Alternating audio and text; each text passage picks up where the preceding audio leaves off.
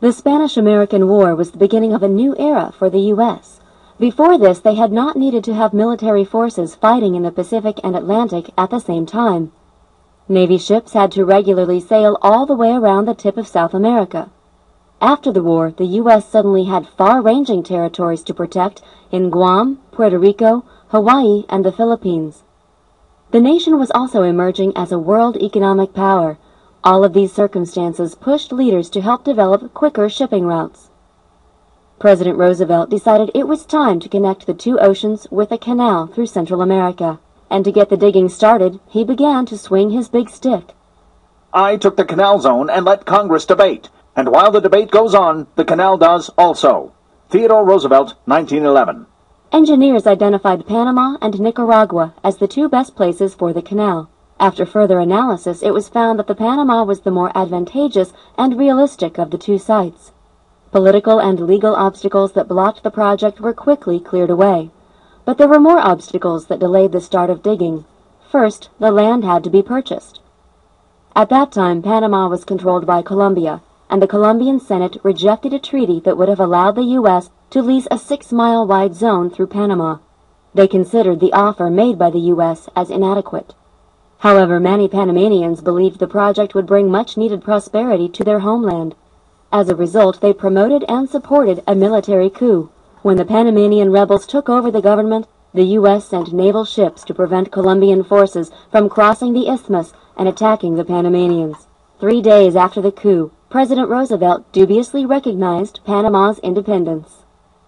As a result of these questionable actions, foreign relations with many Latin American nations were soured. Many began to fear that their huge neighbor to the north would come swinging a big stick in their direction next. My impression about the Panama Canal is that the great revolution it is going to introduce in the trade of the world is in the trade between the east and the west coast of the United States. William Howard Taft, 1909. The new Panamanian government readily accepted the proposed treaty with the U.S. and allowed the building of the canal. Thus, the final hurdle was passed. Construction on the Panama Canal finally began in 1904. Years of hardship followed. Landslides, disease, and labor problems made every inch of the digging difficult. But the team of engineers persisted, and in 1914, the canal was opened to ship traffic. At the time of its opening, the Panama Canal was heralded as the greatest technological achievement of its time. But English author James Bryce summed up the sentiment of nations around the world when he referred to the canal as the greatest liberty man has ever taken with nature. America had done damage to its image with many other nations, and that perception wouldn't change anytime soon. To set a precedent for U.S. involvement in Latin America.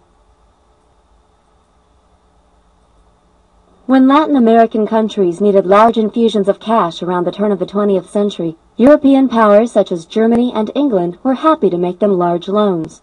However, many of these banana republics had no intention of repaying their debts and began defaulting on their loans. When Venezuela failed to make payment on their large debt to Germany, German warships sank 2 Venezuelan ships and bombarded a Venezuelan coastal city.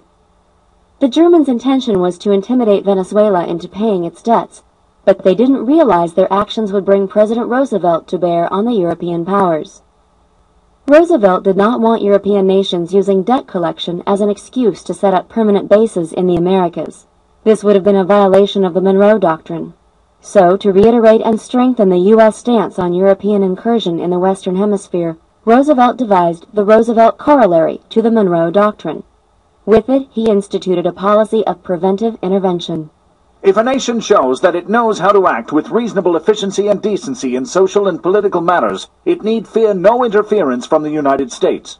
Chronic wrongdoing, or an impotence which results in a general loosening of the ties of civilized society, may ultimately require intervention by some civilized nation, and in the Western Hemisphere the adherence of the United States to the Monroe Doctrine may lead the United States, however reluctantly, in flagrant cases of such wrongdoing or impotence, to the exercise of an international police power. Theodore Roosevelt, Roosevelt Corollary to the Monroe Doctrine, 1904. With this clever maneuver, the U.S. positioned itself as the policeman of the Caribbean. The policy also established the U.S. as the debt collection agent for the lending nations, guaranteeing payment on all European loans. The European nations quickly agreed to this arrangement, but questioned the motives of the U.S. Many people believed this was just another imperialist maneuver to gain more territories. Despite its success, there were drawbacks to the Roosevelt Corollary. The Monroe Doctrine had been considered a cornerstone document in American politics, and this corollary to it tarnished its stature.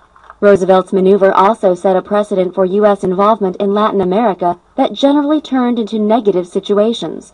For many years, the policy was used as a justification for U.S. military and political intervention throughout the region.